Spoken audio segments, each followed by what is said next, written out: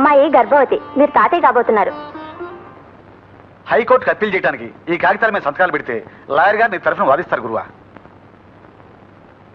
ఇక్కడ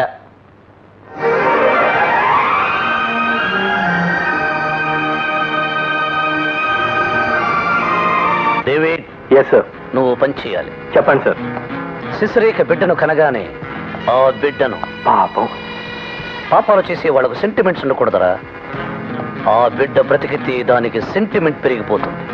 పెరగక ముందే నేను శిశురేఖను పెళ్లి చేసుకోవాలంటే బిడ్డ తల్లితో పెళ్ళేంటి సార్? పిచ్చిగా వర్క్.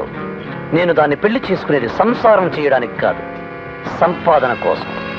నువ్వు అర్జెంటుగా వెళ్ళి పుట్టిన బిడ్డను పుట్టినట్టుగానే కింది కోర్టు వారిచ్చిన జడ్జిమెంటును, ఇక్కడ జరిగిన వాదోపవాదాలను క్షుణ్ణంగా పరిశీలించిన మీదట సెక్షన్ 420 రిపోర్ట్లో హతుడు కృష్ణమూర్తి సంతకానికి అతని అసలు సంతకానికి పోలిక లేనందున, మరణ వాంగ్మూలంలో హతుడు నా మేనలుడు చక్రవర్తి అని చెప్పనందున, నేర నిరూపణలో ప్రత్యక్ష సాక్షులు లేనందున, హత్యాస్థలంలో ఏ నేరస్తుడు హత్యకు ఆయుధంగా ఉపయోగించిన తన సొంత ఆయుధాన్ని వదిలి వెళ్ళడు గనక, ఈ కేసులో హత్యకు ఉపయోగించిన వాహనాన్ని అక్కడే వదిలి వెళ్ళడం వలన మరెవరో ఉద్దేశపూర్వకంగానే ఆ వాహనం యజమాని చక్రవర్తిని నేరంలో ఇరికించటానికి అతని వాహనాన్ని హత్యకు ఉపయోగించారనే అనుమానంతో చక్రవర్తిని బెనిఫిట్ ఆఫ్ డౌట్ పై విడుదల చేస్తూ అసలు నేరస్తుని పట్టుకోవలసిందిగా పోలీసుల్ని ఆదేశిస్తూ తీర్పు చెప్పడమైనది.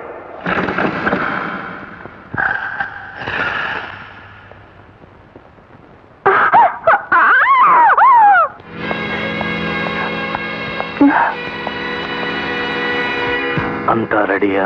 రెడీ. నా డబ్బు ఇదిగో 10,000. బిడ్డ పుట్టగానే జాగ్రత్తగా ఒప్పగించాలి. అలాగే, వస్తాను.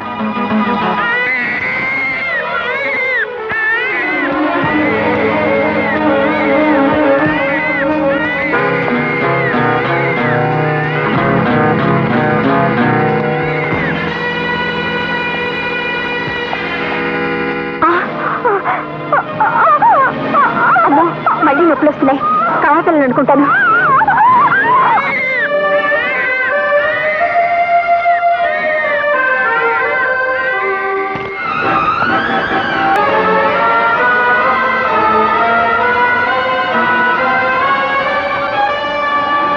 గురు, ఈ బాబు నీ కొడుకే. చక్రవర్తి గారి దగ్గర డబ్బు తీసుకుని డేవిడ్ గారు బాబుని చంపాలని చూశాడు.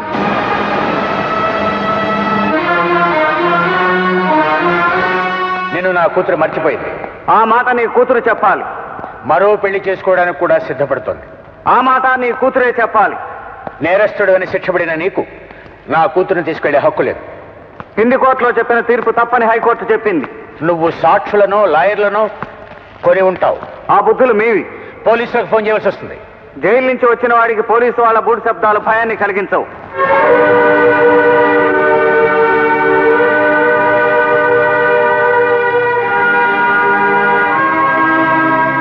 జైలు నుంచి పారిపోయి వచ్చావా? లేదు, హైకోర్టు నేను నిర్దోషినని నమ్మింది. కానీ నేను నమ్మడం లేదు. అంతరాత్మను మించిన సాక్షి లేదు.